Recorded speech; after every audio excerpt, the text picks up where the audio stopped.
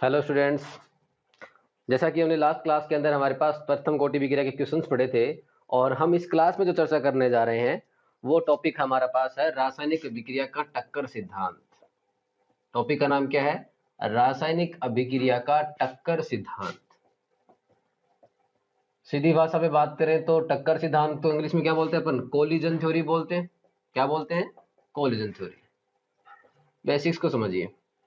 हम अभी तक क्या पढ़ रहे थे कि हमारे पास कोई भी रासायनिक अभिक्रिया होती है, अभिकारक क्रिया करता है, उत्पाद बनाता है। अभिकारक की सांद्रता समय के साथ कम होती जाती है, उत्पाद की सांद्रता समय के साथ बढ़ती जाती है। लेकिन ये जो टक्कर सिद्धांत है कुछ अलग बात करता है। ये कहता है कि भाग तो इसके अंदर क्रिया कारक ही लेंगे और बनेगा भी क्या? इसके अंदर उत्पाद बनेगा। लेकिन उत्पाद बनाने के लिए हमारे पास जो अभिकारक अणु होते हैं, क्या कहता है टक्कर सिद्धांत? कि हमारे पास जो अभिकारक अणु होते हैं वो तब तक उत्पाद का निर्माण नहीं करेंगे जब तक कि क्या नहीं होगी, इन दोनों के बीच में टक्कर नहीं होगी। अभिकारक अणुओं के मध्य क्या होगी? टक्कर होगी। और अभिकारक अणुओं के मध्य टक्कर होने के बाद क्या बनता है हमारे पास? उत्पाद बनता है। एक बार आप थोड़ा सा बेसिक समझिए, उसके बाद हम बात करेंगे कि कौन कौन से पॉइंट यहाँ से इंक्रीज होते हैं, कौन से पॉइंट यहाँ से उठते हैं कि ऐसा क्या संभव है या नहीं है। तो इसने कहा कि अभिकारक अणु अगर आपस में क्रिया करेंगे तो क्या बनेगा? उत्पाद बनेगा। मैंने कहा कि जैसे मान लिया कि हमने A2 प्लस B2, ये दो अभिकारक है, आपस में क्या किया इन्होंने? टक्कर की। और कोलिजन या टक्कर करने के बाद इस सिद्धांत के हिसाब से क्या बनेगा हमारे पास? उत्पाद बनेगा। और उत्पाद कुछ इस तरीके से बनता है 2AB। ठीक है। तो ये टक्कर सिद्धांत क्या कहता है कि जब भी कभी अभी देखो, टक्कर सिद्धांत की सबसे पहली बात क्या होती है? ये जो अभिकारक अणु भाग लेते हैं किसी रासायनिक अभिक्रिया में, ये क्या कहता है कि जो जितने भी अभिकारक अणु होते हैं हमारे पास, वो एक ठोस गोले के रूप में मानता है। किसके रूप में मानता है? ठोस गोले के रूप में। तो यह सिद्धांत क्या होता है? अभिकारक अणुओं को एक ठोस गोले के रूप में मानता है। दूसरी चीज क्या होती है यहां से कि अभिकारक अणु आपस में क्या करेंगे? हमारे पास टक्कर करेंगे। दूसरी चीज क्या होती है कि अभिकारक अणु आपस में क्या करेंगे? टक्कर। और टक्कर करने के बाद क्या बनाएंगे? उत्पाद बनाएंगे। तो पहली बात तो ये होगी कि हमारे पास अभिकारक अणु होते हैं, वो ये सिद्धांत क्या बोलता है कि वो एक ठोस गोले के रूप में होते हैं, आपस में क्रिया करेंगे, मतलब टक्कर करेंगे, और टक्कर करने के बाद क्या बनेगा हमारे पास? उत्पाद बनेगा। अब ये जो कॉन्सेप्ट है, ये जो थ्योरी है टक्कर सिद्धांत, ये किसने दिया था? तो हम अगर बात करें कि टक्कर सिद्धांत जो था, तो टक्कर सिद्धांत को देने वाले दो वैज्ञानिक थे। एक का नाम था मैक्स ट्राउड्स। क्या नाम था? मैक्स ट्राउड्स। और दूसरा था विलियम लेविस। क्या नाम था? William Levi's. इन दोनों ने क्या कहा कि टक्कर सिद्धांत के अनुसार जब भी कभी अभिकारक अणु होंगे वो आपस में टक्कर करेंगे, तो टक्कर करने से क्या बनेगा? उत्पाद बनेगा। ये किसका सिद्धांत था? मैक्स ट्राउड्स और विलियम लेविस। इनसे पूछा गया कि ये जो आपका टक्कर सिद्धांत है, आप किस बेसिस के ऊपर दे रहे हैं कि अभिकारक अणु टक्कर करेंगे? तो ये जो आप सिद्धांत दे रहे हैं वो किस बेस पे दे रहे हैं? तो उन्होंने क्या कहा कि ये जो हमारी परिसंकल्पना है, ये जो हमारा कॉन्सेप्ट है, वो बेस्ड है किसके ऊपर? गैसों के गतिक परिसंकल्पना पे। गैसों के गतिक परिसंकल्पना, गैसों के गतिक परिसंकल्पना पर आधारित होता है। तो आप जानते हैं गैसों की गतिक परिसंकल्पना का मतलब क्या हो गया कि गैस के जो अणु होते हैं वो क्या करते हैं? आपस में गति करते हैं, कोलिजन टक्कर करते हैं, क्या बनता है? उत्पाद बनता है। तो ये क्या कहता है कोलिजन टक्कर सिद्धांत कि जब भी अभिकारक अणु होंगे वो आपस में टक्कर करेंगे तो उत्पाद बनेगा। और अभिकारक अणुओं को ये सिद्धांत किसके रूप में लेता है? एक ठोस गोले के रूप में मानता है। और तीसरी चीज क्या होती है कि ये जो हमारे पास कोलिजन थ्योरी या टक्कर सिद्धांत होता है वो किस सॉरी किसके ऊपर आधारित होता है? गैसों की गतिक परिसंकल्पना पे आधारित होता है। तो हमें यहां से क्या समझ में आ रहा है? देखो, पहली बात तो ये होगी कि इसने बोल दिया कि क्या होना जरूरी है। मैंने कहा भाई साहब हमें उत्पाद बनाना है। क्या बनाना है? उत्पाद। तो ये टक्कर सिद्धांत क्या कहता है? उत्पाद बनाने के लिए क्या जरूरी है? आपको क्या करना पड़ेगा? टक्कर करनी पड़ेगी। क्या करना पड़ेगा? टक्कर करनी पड़ेगी। मतलब पहला काम क्या हो गया? टक्कर होगी। क्या होगी? टक्कर। अब सीधी सी बात है, टक्कर किसके मध्य होगी? अभिकारक अणुओं के मध्य होगी। लेकिन क्या मैं अगर आपको ये पूछूं कि क्या सभी टक्करें उत्पाद बना सकती हैं क्या? भी आपने कहा कि अभिकारकों ने आपस में टक्कर की और टक्कर करके वो उत्पाद बना रहे हैं, लेकिन क्या ऐसा पॉसिबल है कि जितने भी टक्करें होंगी वो सारी की सारी टक्करें क्या उत्पाद का निर्माण करती हैं क्या फाइनली? भाई हमारे पास यहां से क्वेश्चन क्रिएट हो रहा है, क्या जनरेट हो रहा है कि जब भी आप अभिकारक अणुओं के आपस में टक्कर करेंगे तो क्या सभी टक्करें क्या उत्पाद बनाती है क्या? तो आंसर क्या था हमारे पास कि ऐसा नहीं होता है। तो हमने कहा कि भैया कौन सी टक्करें जो होंगी वो क्या करती हैं, उत्पाद बनाती हैं। तो टक्करें कौन सी उत्पाद बनाती हैं, तो हमारे पास एक कॉन्सेप्ट निकल के आता है, उसका एक नाम आता है क्या, प्रभावी टक्करें। क्या नाम आता है, प्रभावी टक्कर। अब ये प्रभावी टक्कर क्या होती है, तो देखो नाम से ही क्लियर हो रहा है, आप कह रहे हो कि जितनी भी टक्करें होंगी वो टक्करें सारी की सारी उत्पाद का निर्माण नहीं कर पाएंगी, उसमें कुछ फैक्टर्स डिपेंड करते हैं, उन फैक्टर्स के ऊपर क्या होता है हमारे पास प्रोडक्ट या उत्पाद बनता है। तो हम यहाँ पे अगर चर्चा करें कि क्या सभी टक्करें उत्पाद बनाती हैं, कि तो आंसर क्या था हमारे पास, नो।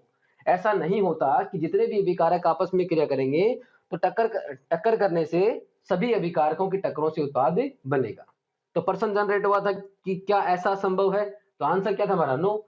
तो जो टक्करें होंगी तो उन टक्करों से कौन सी टक्करें ऐसी होंगी जो अभिकारक से उत्पाद बना देती हैं, तो उन्हें हम क्या कहते हैं, प्रभावी टक्कर।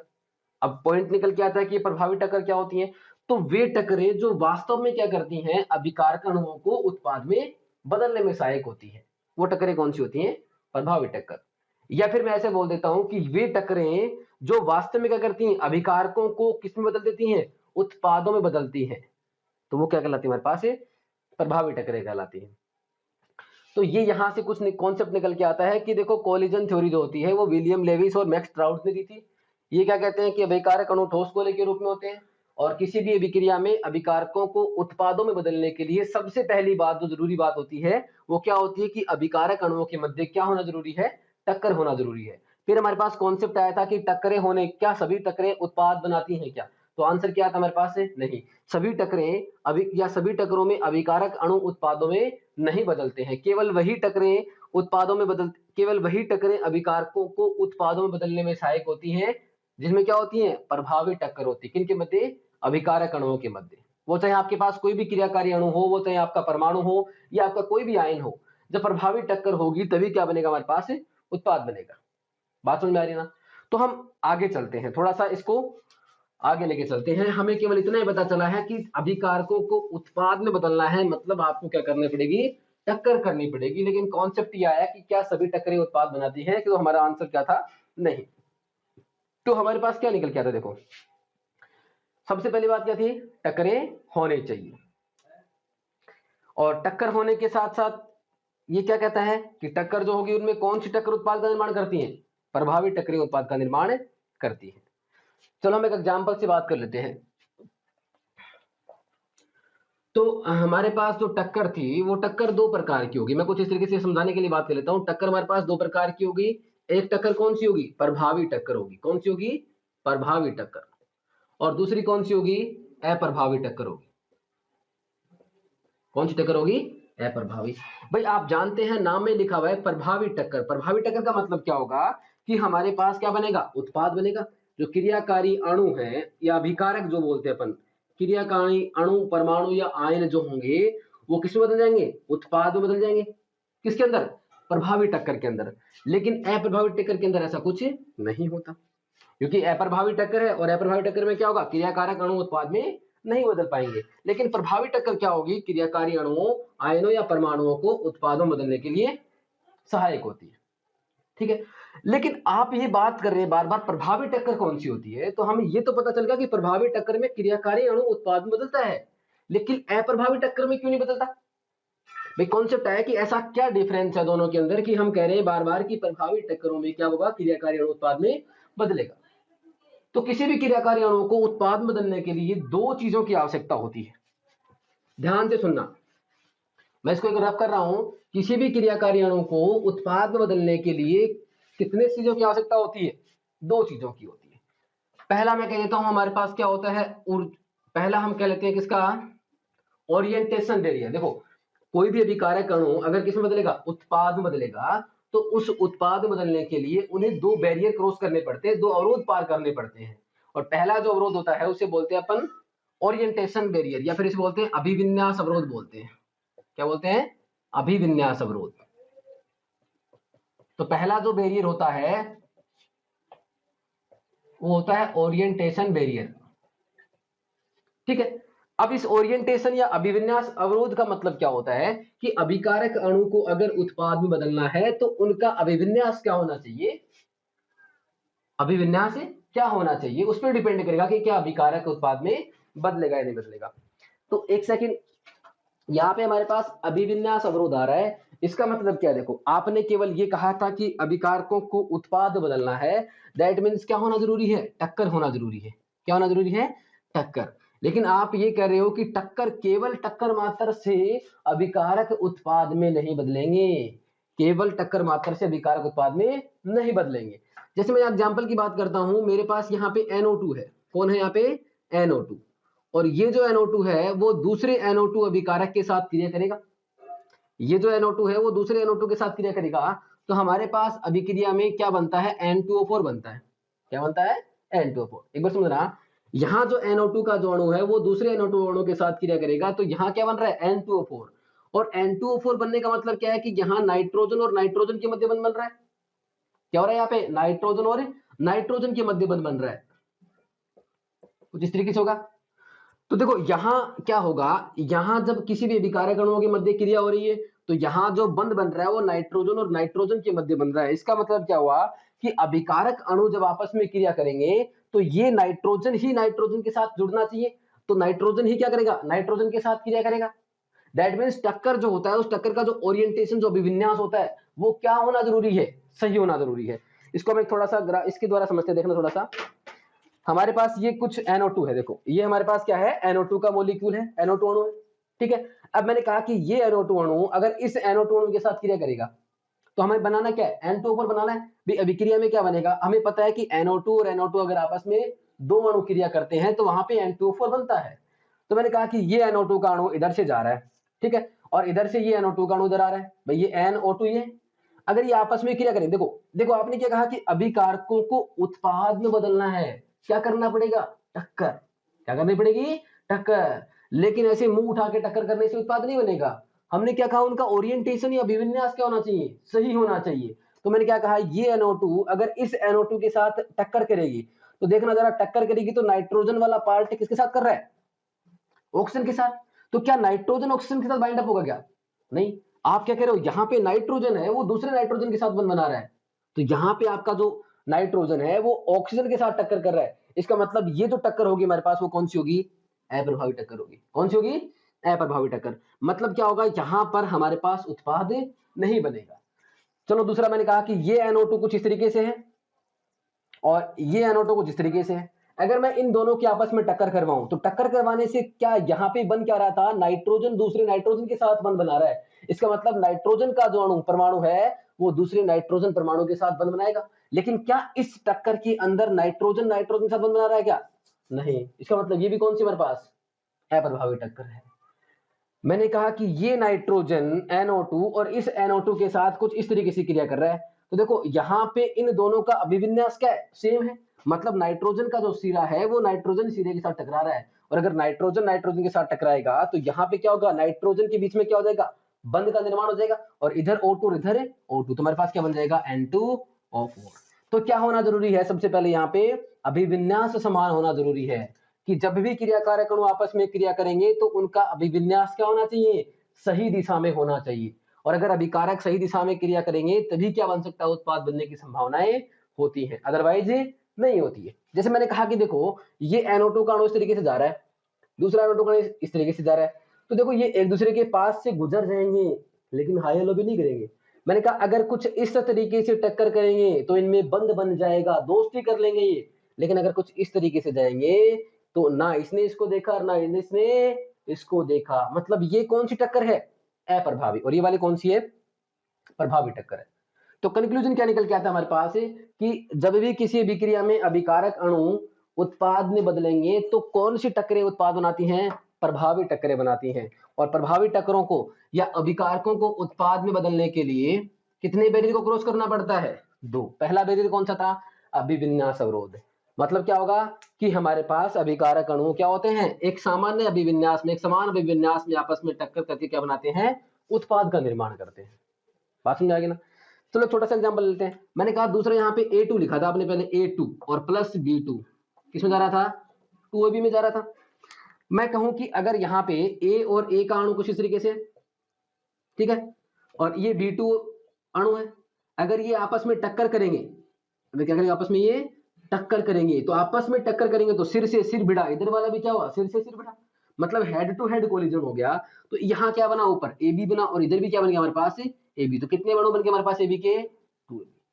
टक्कर कौन सी है, प्रभावी टक्कर है। कौन सी है, प्रभावी टक्कर है। लेकिन अगर मैंने क्या कर दिया, इसकी जगह कुछ इस तरीके से लिख दिया कि ये हमारे पास ए और ए है और ये हमारे पास क्या है, बी और बी है। अगर ये आपस में टक्कर करेंगे तो टक्कर करेंगे, देखो ए और ए के साथ कौन टकरा रहा है, बी और बी। तो यहां क्या टक्कर होगी, क्या नहीं। और ये अगर टक्कर हो भी जाएगी तो कौन सी टक्कर होगी, अप्रभावी टक्कर। और अप्रभावी टक्कर में क्या नहीं बनेगा, उत्पाद नहीं बनेगा। तो इस अभिविन्यास अवरोध का मतलब आपको समझ में आ गया होगा कि किसी भी विक्रिया में या टक्कर सिद्धांत के अनुसार अभिकारक अणुओं को उत्पाद में बदलने के लिए क्या होना चाहिए, एक उचित अभिविन्यास में टक्कर करनी चाहिए। और अगर उचित अभिविन्यास में टक्कर होगी तो क्या होगा, हमारे पास उत्पाद बन जाएगा। अब बात आती है दूसरा बैरियर कौन सा है। तो आपने कहा कि इनको आपस में टक्कर करवा दी, अभिविन्यास समान है तो काम बन जाएगा क्या, नहीं। अभी भी हमें एक बैरियर और पार करना पड़ेगा और उस बैरियर का नाम क्या होता है, ऊर्जा अवरोध।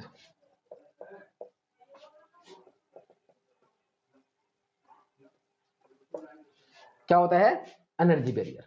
अब ये एनर्जी बैरियर क्या होता है भैया, जरा देखो मैं आपको एक ग्राफ प्लॉट करके समझाता हूं कि एनर्जी बैरियर क्या होता है। एक बार समझना आप, जहां पे मैंने क्या कहा कि आपको दो बैरियर क्रॉस करने हैं, पहला था अभिविन्यास, दूसरा कौन सा है, ऊर्जा अवरोध, जिसे हम एनर्जी बैरियर बोलते हैं।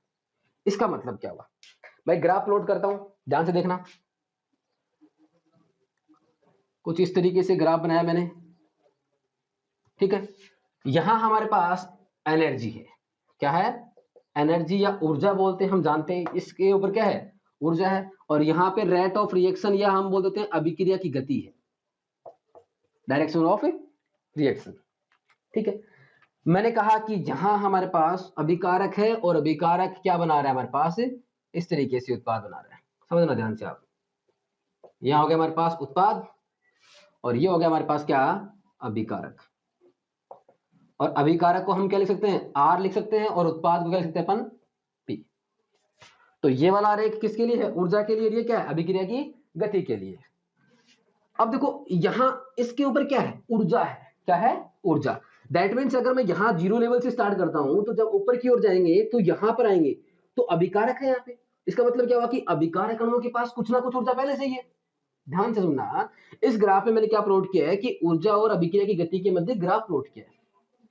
इसमें क्या है कि यहां मैंने अभिकारक लिखा है क्योंकि अभिकारक क्रिया करेंगे क्या बनाएंगे, उत्पाद बनाएंगे। तो यहां जो अभिकारक लिखा है, इन अभिकारक अणुओं के पास क्या पहले से कुछ ऊर्जा है, क्योंकि यहां अगर अपन जीरो से स्टार्ट करेंगे तो ऊपर की ओर जाने पे क्या हो रहा है, ऊर्जा बढ़ रही है। तो ये क्या है, अभिकारक अणुओं की औसत ऊर्जा होती है। क्या लिखा मैंने, अभिकारक अणुओं की औसत ऊर्जा जो पहले से उनके पास है, ठीक है। और ये क्या हो गया हमारे पास, उत्पाद। तो मैं अगर पूछूं, अगर आपको कोई पूछे कि उत्पाद की ऊर्जा कितनी है, तो देखो मिला दो इसको, डैश डैश डैश डैश, कुछ इतनी है। और ये हमारे पास इनकी अभिकारकों की है, डैश डैश डैश मिला थी हमें, ठीक है। तो जरा बताओ, ये जो गैप आया है अभिकारक और उत्पाद की ऊर्जा के बीच जो गैप आया है, उसे हम क्या बोलते हैं, डेल्टा एच बोलते हैं। क्या बोलेंगे इसे हम अपन, डेल्टा एच। और डेल्टा एच का मतलब क्या होता है, एंथैल्पी होती है, विक्रिया एंथैल्पी। क्या है हमारे पास यहाँ पे, डेल्टा एच आया, ठीक है। अब देखो यहां अभिकारक है, ये हमारा पास ग्राउंड लेवल है।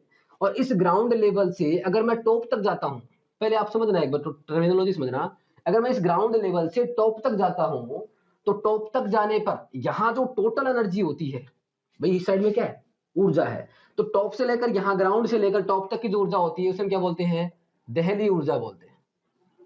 क्या बोलते हैं, दहली ऊर्जा। दहली ऊर्जा को इंग्लिश में क्या बोलते हैं, थ्रेशोल्ड एनर्जी बोलते हैं। क्या बोलते हैं, थ्रेशोल्ड एनर्जी, ठीक है। अब देखना, एक छोटा सा कॉन्सेप्ट समझना। हमारे सामने क्या लिखा हुआ है कि ग्राफ प्लॉट किया हुआ है ऊर्जा और अभिक्रिया की गति के मध्य। एक साइड में क्या लिखा हुआ है कि यहाँ पे जो अभिकारक है उनके पास क्या, इनकी औसत ऊर्जा है, क्या है, औसत ऊर्जा। और यहाँ जो आ रहा है वो क्या आ रहा है हमारे पास, डेल एच आ रहा है, ठीक है। अब समझना एक सेकेंड,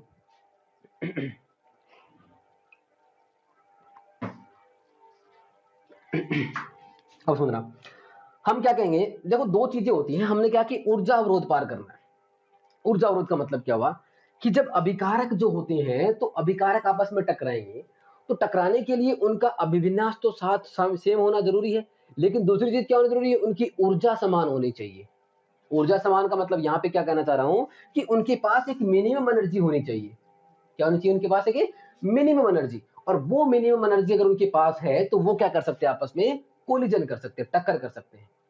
और अगर टक्कर करेंगे और अभिविन्यास समान होगा, ऊर्जा में मिनिमम होगी, तो उत्पाद बना सकते हैं। ठीक है, समझना। मैंने कहा कि यहाँ पे प्रोडक्ट बन रहा है, कुछ समझना इस तरीके से। मैंने कहा कि यहाँ पे कैटरीना आई हुई, कौन है, कैटरीना कैफ आई हुई, आप जानते हैं फिल्म स्टार है जो भी। तो यहाँ पे एक अच्छा नाम लेते हैं अपन, है ना, मान लेते हैं अपन कैटरीना आई हुई है, ठीक है। या अमिताभ बच्चन आए हुए, कौन आए हुए यहाँ पे, अमिताभ बच्चन जी आए हुए, और अमिताभ बच्चन जी से आपको क्या करना है, मिलना है। क्या करना है, मिलना है। अगर आप यहाँ पर हैं, आप कहाँ पे हैं, यहाँ पे, ये हमारा ग्राउंड लेवल है, और आप कहाँ पे हैं, यहाँ पे हैं। आपको किससे मिलने जाना है, अमिताभ बच्चन जी से मिलने जाना है। तो क्या करेंगे भैया, यहां तक आपको आने के लिए आप यहां से चलेंगे। भाई आपके पास कितनी ऊर्जा पहले से, अभिकारक अणुओं के पास औसत ऊर्जा इतनी है। तो मैंने कहा कि अगर आप किससे मिलने जाना चाहोगे, अब किससे मिलना जाओगे, अमिताभ बच्चन जी से मिलने जाओगे, तो यहां जाना आपको, कहां जाना है, यहां। और रास्ता कुछ इस तरीके से, इधर गए और फिर क्या आगे, इधर आ गए। ठीक है, तो यहां से आपको अगर यहां जाना है, इसका मतलब क्या हुआ कि आपको इस बैरियर को क्रॉस करके जाना पड़ेगा। क्या हुआ, आपको यहां से यहां जाने के लिए आपको ये वाला ऊर्जा बैरियर क्या करना पड़ेगा, क्रॉस करना पड़ेगा। तो आप यहां चले।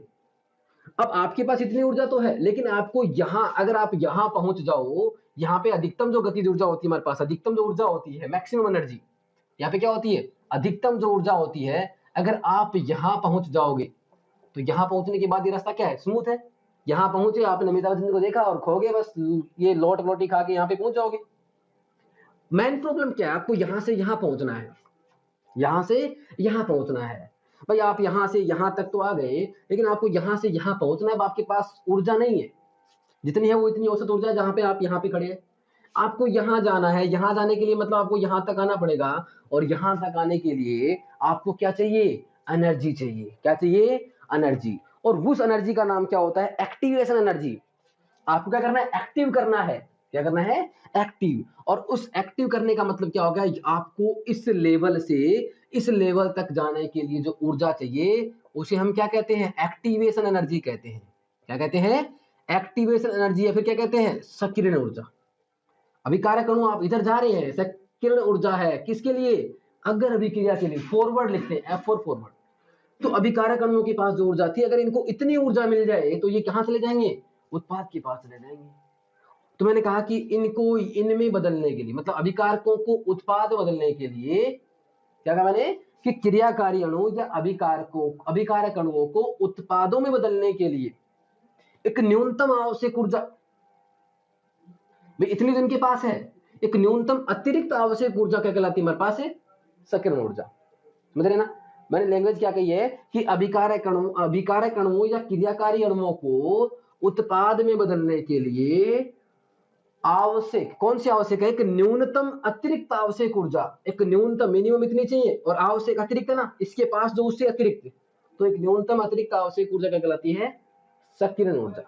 सीधी भाषा में बात करें क्या होगा, अभिकारक अणुओं को उत्पादों में बदलने के लिए आवश्यक ऊर्जा या न्यूनतम आवश्यक ऊर्जा क्या कहलाती है हमारे पास, सक्रियण ऊर्जा कहलाती है।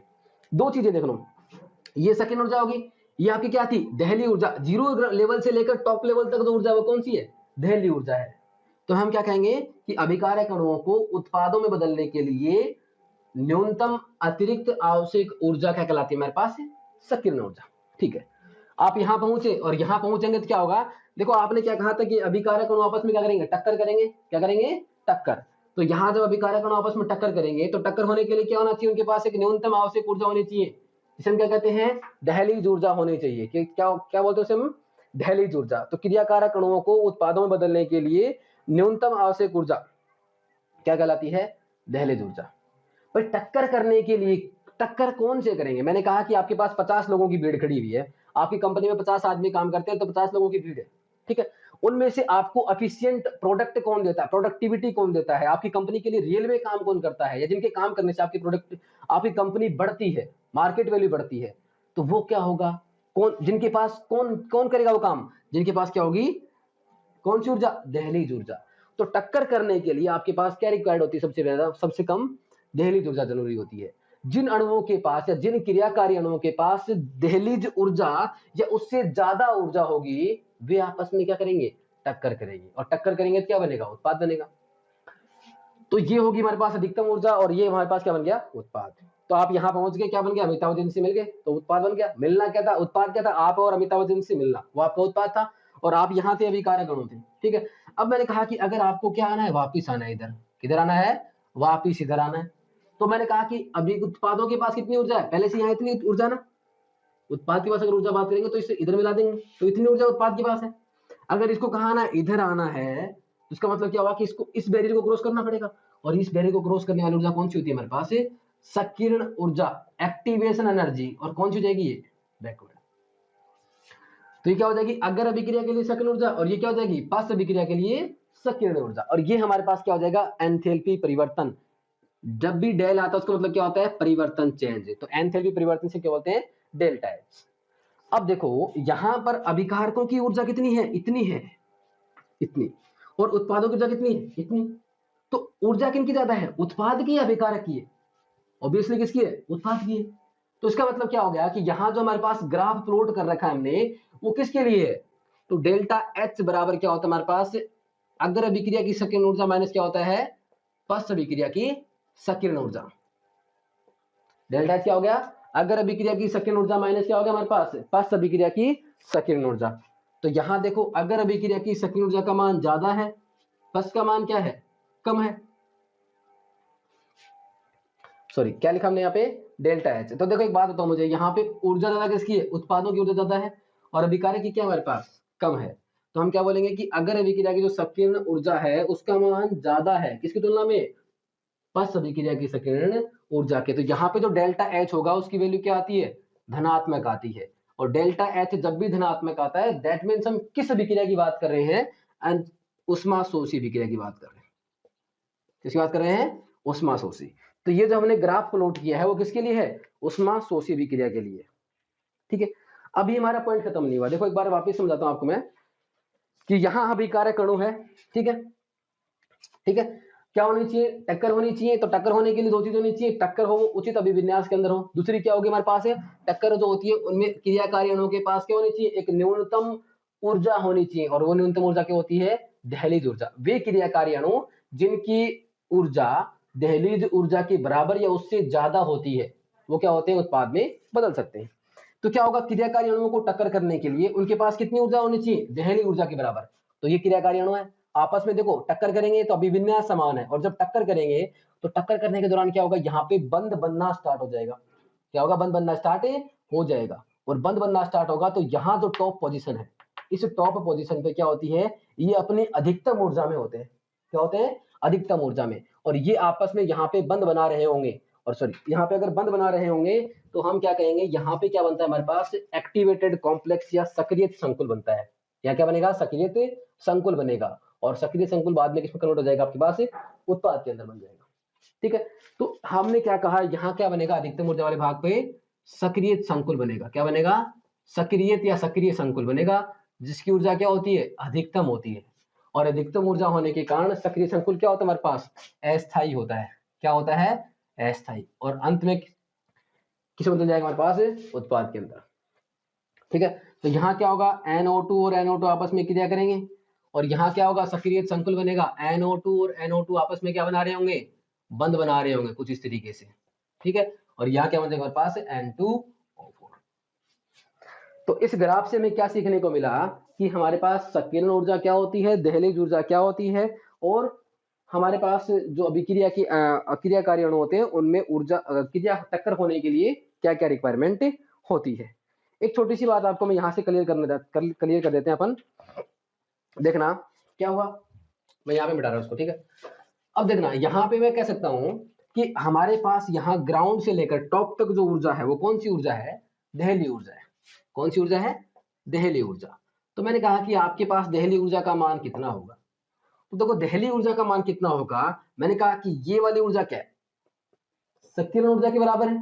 और यहां से यहां तक की जो ऊर्जा होती है वो किसके बराबर होती है? अभिकारक अणुओं की औसत ऊर्जा की। तो दहलीज ऊर्जा का मान क्या हो जाएगा? इन दोनों की योग के बराबर। एक तो ये वाली भी ऊर्जा और एक ये वाली ऊर्जा। तो दहली ऊर्जा का मान किसके बराबर होगा? सक्रियण ऊर्जा प्लस में क्या हो जाएगा हमारे पास? अभिकारक अणुओं की औसत ऊर्जा के, जिसके अभिकारक अणुओं की औसत ऊर्जा की। तो अभिकारक अणुओं की औसत ऊर्जा, ठीक है। तो यहां से हमारे पास क्या निकल के आता है कि दहलीज ऊर्जा होती है वो क्या होती है? संकीर्ण ऊर्जा और अभिकारक अणुओं की औसत ऊर्जा के योग के बराबर होती है। क्या काम ने? दहली ऊर्जा का मान किसके बराबर होगा? संकीर्ण ऊर्जा और अभिकारक अणुओं की औसत ऊर्जा के योग के बराबर होती है। कौन? दहली ऊर्जा। अगर मैं एक बार वापस से रिवाइज करा दूं तो हमने क्या कहा था? दहली ऊर्जा क्या होती है? तो अभिकारक अणुओं को उत्पाद में बदलने के लिए आवश्यक न्यूनतम ऊर्जा क्या कहलाती है? दहली ऊर्जा होती है। मतलब जब भी अभिकारक आपके पास क्रिया करेगा तो उसके पास मिनिमम टू मिनिमम कितनी एनर्जी होना जरूरी है? दहली ऊर्जा के बराबर या उससे ज्यादा। दूसरा पॉइंट हमने कहा संकीर्ण ऊर्जा क्या होती है? तो क्रियाकारक अणुओं को उत्पाद बदलने के लिए न्यूनतम अतिरिक्त आवश्यक ऊर्जा क्या कहलाती है हमारे पास? एक्टिवेशन एनर्जी या फिर संकीर्ण ऊर्जा, या फिर वह ऊर्जा जो क्रियाकारक अणुओं को सक्रिय करके उत्पाद में परिवर्तित करने में सहायक होती है। ठीक है। अब इसके बाद यहां से एक छोटा सा पॉइंट बचा है हमारे पास, क्या कि जब आप टक्कर की बात करते हैं तो टक्कर तो कितनी भी हो सकती है। मैंने कहा एक सेकंड में 50 टक्कर हो गई, कहीं कहीं 10 टक्कर हो गई, कहीं 1000 टक्कर होगी। तो एक सेकंड में या फिर एक इकाई आयतन के अंदर इकाई समय में कितनी टक्करें हो रही हैं? मैं यहां से मिटा देता हूं। हमने क्या कहा कि इकाई आयतन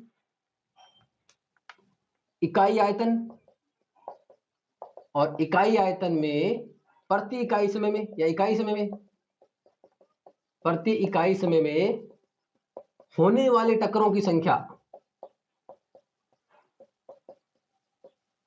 होने वाली टक्करों की संख्या किस नाम से जानी जाती है? टक्कर आवृत्ति, कोलिजन फ्रीक्वेंसी। किस नाम से जानी जाती है? टक्कर आवृत्ति। और टक्कर आवृत्ति को हम किसे दर्शाते हैं? जेड से दर्शाते हैं। तो हमारे पास क्या निकल कर आया कि अभिक्रिया का जो मिश्रण होता है उस अभिक्रिया मिश्रण में प्रति इकाई आयतन में और प्रति इकाई समय में होने वाले टक्करों की संख्या क्या कहलाती है? टक्कर आवृत्ति। टक्कर आवृत्ति का मान जितना ज्यादा होगा, ध्यान से सुनना, जितनी ज्यादा प्रभावी टक्करें होंगी तो उत्पाद क्या होगा? उतना ही ज्यादा बनेगा। तो जितनी ज्यादा प्रभावी टक्करें होंगी, जितना जेड का मान ज्यादा होगा, प्रभावी टक्करें ज्यादा, उत्पाद ज्यादा बनेगा। और उत्पाद अगर ज्यादा बना तो विक्रिया की गति भी क्या होगी? ज्यादा होगी। मतलब मैं कह सकता हूं कि किसी भी विक्रिया का जो वेग होगा वो किसके ऊपर निर्भर करेगा? टक्कर आवृत्ति के ऊपर। क्या सर टक्कर आवृत्ति के ऊपर निर्भर करता है क्या, या कोई और फैक्टर भी होता है जिसके ऊपर विक्रिया का वेग निर्भर करता है? तो हमने क्या कहा कि 100 लोग आपके पास कंपनी में काम कर रहे हैं, 100 में से केवल 70 या 80 लोग जो होते हैं वो क्या करते हैं? आपको एफिशिएंट प्रोडक्ट बना के देते हैं, रियलिटी में वर्क करते हैं, और जिनका हार्ड वर्क क्या करता है? हमारे पास कंपनी को ग्रो करता है। तो यहाँ पे टक्करों का क्या सारा का सारा, आप देखो शुरू में बात कर रहे थे कि सारी टक्करें जो होती है वो उत्पाद नहीं बनाती हैं। 1000 में से 2 टक्करों ने उत्पाद बनाया। हमने क्या कहा कि 1000 में से 2 टक्करों ने उत्पाद बनाया। इसका मतलब क्या हुआ कि टक्करों का कुछ अंश ही क्या हुआ? प्रभावी हुआ। क्या काम ने? टक्करों का कुछ अंश ही क्या हुआ? प्रभावी। और वह प्रभावी अंश ही क्या करता है? हमारे पास उत्पाद का निर्माण करता है। इसका मतलब क्या कहेंगे अपन कि प्रभावी टक्करों का वह अंश जो क्या करता है? अभिकारक अणुओं को उत्पादों में बदलता है। कब? जब उनका अभिविन्यास क्या हो? सही हो, और ऊर्जा क्या हो? न्यूनतम ऊर्जा किसकी? दहली ऊर्जा के बराबर होता है। क्या करता है वो? उत्पाद बनाता है। तो यहां से हम क्या कहेंगे, इसको मिटा देता हूं मैं। यहां से हमारे पास दो चीजें निकल के आ गई कि अभिक्रिया का जो वेग होता है वो डिपेंड किसके ऊपर करता है? तो किसी अभिक्रिया का वेग या गति जो होती है वो निर्भर करती है किसके? Z into F. सर ये जेड क्या होता है? अभी हमने क्या कहा? टक्कर आवृत्ति। प्रति इकाई आयतन में प्रति समय में होने वाले टक्करों की संख्या क्या होती है?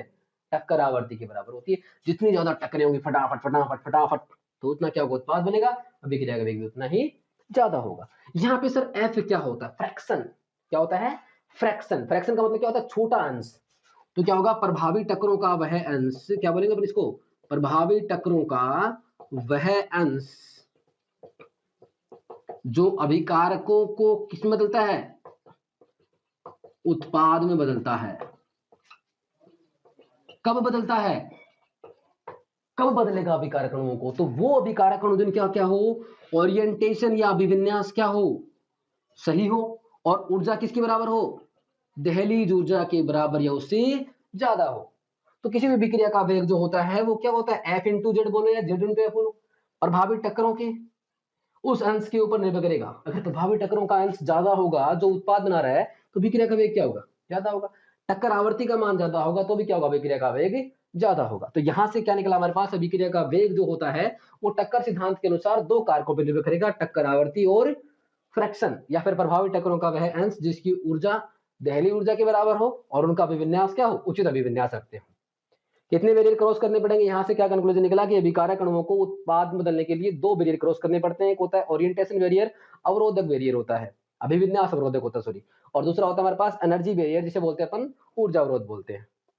सर तो आप तो गैस की बात कर रहे थे शुरू में कि गैसों की गतिक परिकल्पना पर आधारित है, तो भैया देखना तो नॉर्मल टेम्परेचर और नॉर्मल प्रेशर होता है, तो सामान्य ताप और सामान्य दाब पर, सामान्य ताप एवं सामान्य दाब पर यहाँ जो टक्कर आवर्ती होती है उस टक्कर आवर्ती का मान कितना होता है, 10 की पावर 25 से लेकर 10 की पावर 28 प्रति सेकंड है।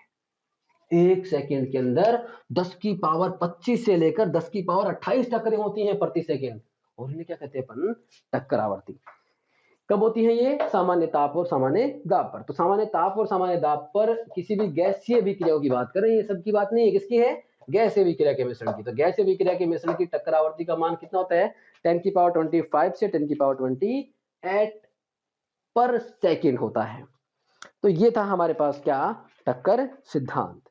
यहां से हमें कुछ पॉइंट्स और सीखने हैं, लेकिन हम उसको अपन पढ़ेंगे किसके अंदर, जो हमारे पास कोई भी रासायनिक अभिक्रिया होती है उसकी ताप पर निर्भरता, टेम्परेचर के ऊपर कैसे डिपेंड करती है। तो उसे अपन दो चीजों से समझेंगे।